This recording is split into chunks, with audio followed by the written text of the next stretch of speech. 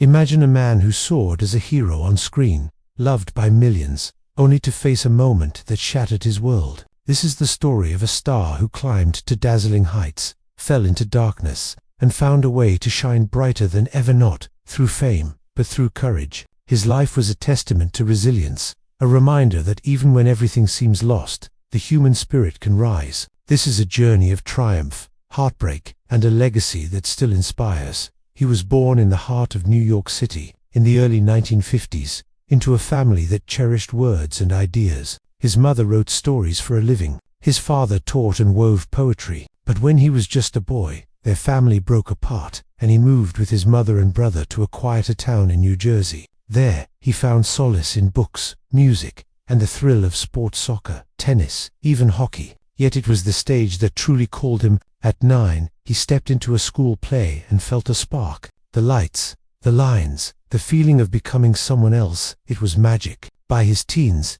he was performing in local theaters, soaking up every moment. A summer apprenticeship at a prestigious theater festival sealed his dream.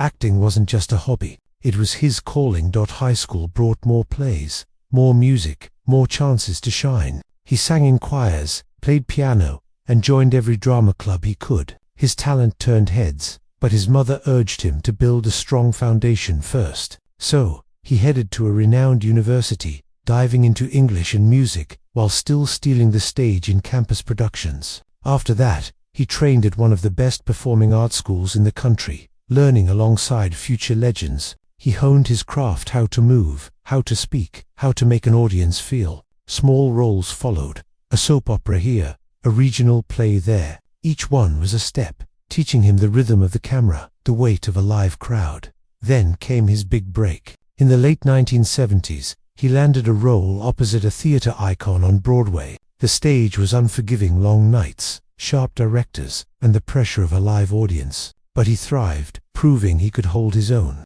Soon after, a role came that would change everything. He was chosen to play a superhero, a character who was both an awkward everyman and a symbol of hope. Countless actors vied for the part, but he brought something special: a warmth, a humanity that made both sides of the character real. The studio hesitated. He was young, untested, but the director saw his potential, and he got the chance. He threw himself into the role. He trained relentlessly, sculpting his body to fit the iconic costume while crafting a performance that balanced strength and vulnerability. When the film hit theaters, the world was captivated. He wasn't just playing a hero, he became one. Audiences believed in him. Kids saw him as a real-life champion. Adults admired his charm. The movie was a global sensation, spawning sequels and making him a star. For him, it was more than it was the realization of a childhood dream. The boy from the school play, now a symbol of hope for millions. But what happens when a hero falls? On a spring day in 1995,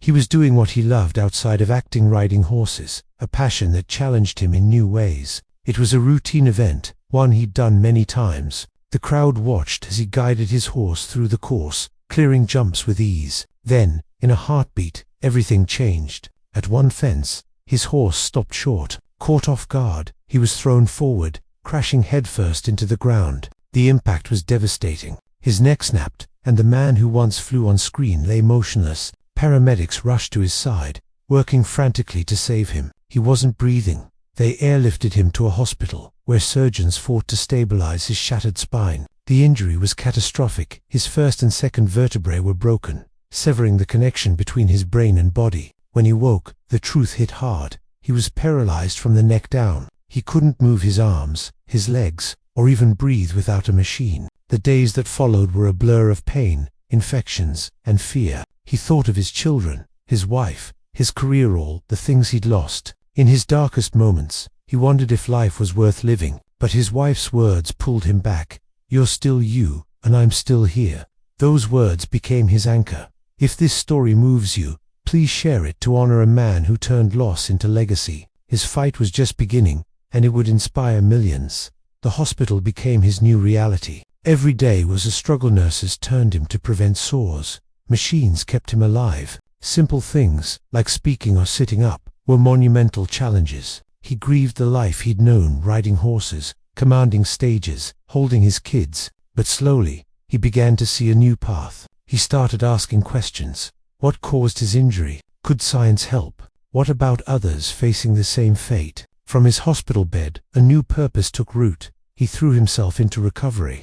Not just for himself, but for everyone like him. Therapy was grueling hours of exercises to wake dormant nerves, electrical stimulation to spark tiny movements, even water therapy to feel the freedom of motion again. A twitching finger or a flexed ankle felt like a victory. He trained his lungs, fighting to breathe on his own, even for a few minutes. Each small win fueled his hope. His family stood by him, their love a constant reminder of who he was. Friends brought laughter when it felt impossible. He set tiny goals, feeling the sun on his skin, speaking without the ventilator. These weren't just steps, they were proof he was still alive. But his fight went beyond his own body. He saw how little support there was for people with paralysis, no funding, no research, no hope. So, with his wife, he started a foundation to change that. They poured their energy into advocacy, raising money for research and support. He spoke to lawmakers, urging them to fund science that could repair damaged spines.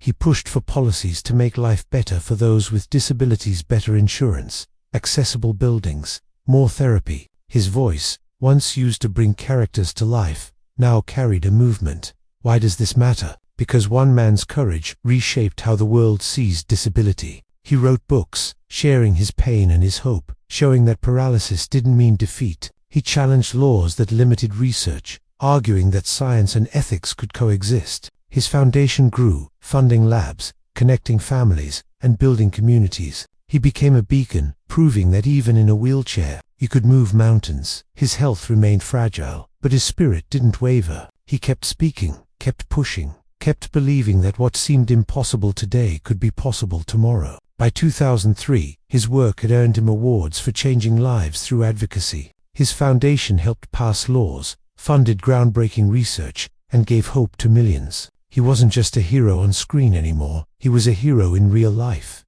He passed away in 2004, but his light never faded. His foundation lives on, driving research and changing lives. In 2024, it celebrated a milestone, the first FDA-approved treatment for spinal cord injuries, a direct result of his vision. It funds trials for new therapies, tools to restore movement, devices to monitor health at home. It's helped millions with paralysis, from practical guides to emotional support. His legacy reshaped laws, opened parks and trails for everyone, and changed how we see disability. People with paralysis aren't invisible anymore, they're part of the conversation. This is the story of a man who lost everything, but gave the world so much more. His life teaches us that heroism isn't just in soaring through the sky, it's in fighting through pain, in lifting others when you're down, in refusing to give up. If his story inspires you, please like, subscribe, and share it to keep his legacy alive, because one person's courage can ripple out, touching lives and changing the world forever.